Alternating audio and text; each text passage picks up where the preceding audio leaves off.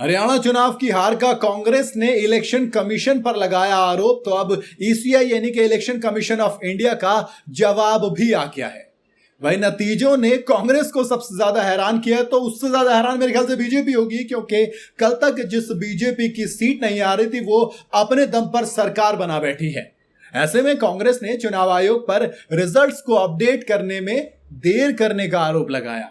कांग्रेस के इस आरोप पर चुनाव आयोग यानी कि इलेक्शन कमीशन ऑफ इंडिया का अब जवाब आया है।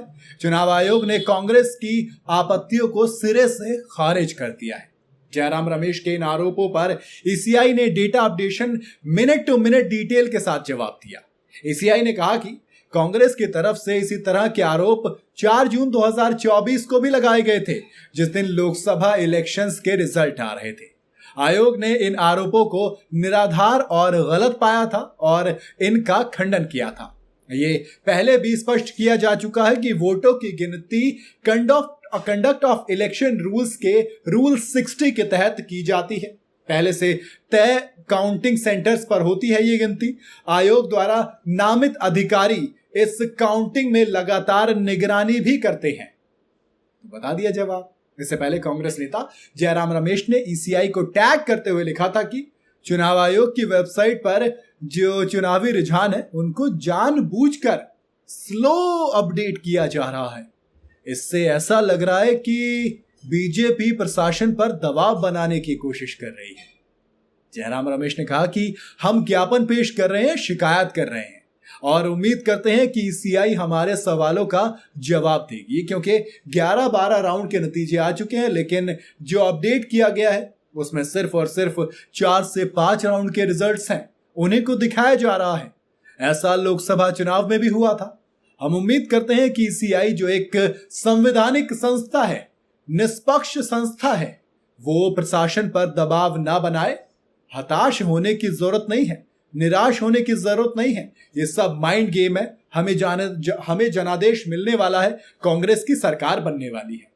हालांकि इस ट्वीट को अगर दोबारा पढ़ रहे होंगे तो खुद ही अफसोस कर रहे होंगे। उन्होंने आगे लिखा कि ये जो रिएक्शन है ये मतदाताओं के अधिकारों का हनन है और चुनावी प्रोसेस की जो एक विश्वसनीयता है उसको ये अफेक्ट भी कर रही है। जयराम रमेश ने चुनाव आयोग से रिक्वेस्ट की कि वो रिजल्ट को तेजी से और सही तरीके से अपडेट करें, ताकि जो वोटर्स हैं और जनता है उसका भरोसा ईसीआई यानी कि चुनाव आयोग पे बना रहे। बहरहाल ट्वीट की कहानी पुरानी है। अब दोस्त पुरानी इसलिए क्योंकि सरकार तो बीजेपी की बन रही है। आप चाहे आरोप लगाएं या प्रति आरोप लगाएं, पिछले छोड़िए 2014 से यही हो रहा है। जब भी विपक्ष हारता है तो ईवीएम जिम्मेदार होती है, जब जीतता है तो जनता जिम्मेदार होती है। अब अपनी कोई जिम्मेदारी कहीं पर नहीं होती। मैं हमेशा कहता हूं कि जब आप बीजेपी को विपक्ष के तौर पर देखते हो तो एग्रेसिव देखते हैं, कांग्रेस को जब आप विपक्ष के तौर पर देखते हो तो थोड़ी सी कमजोर नजर आती है, बिखरी बिखरी नजर आती है। हरियाणा में कुमारी शैलजा और हुड्डा ये आपस में ही नहीं बन रही थी, तो फिर दोस्त सरकार कहां से बनाते।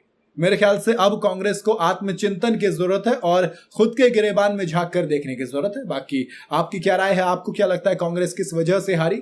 आप अपनी राय मुझे कमेंट में बता सकते हैं। वीडियो अगर आपको पसंद आई हो तो इसे लाइक और शेयर जरूर करें। जाते जाते चैनल को फॉलो और सब्सक्राइब जरूर करते जाइएगा।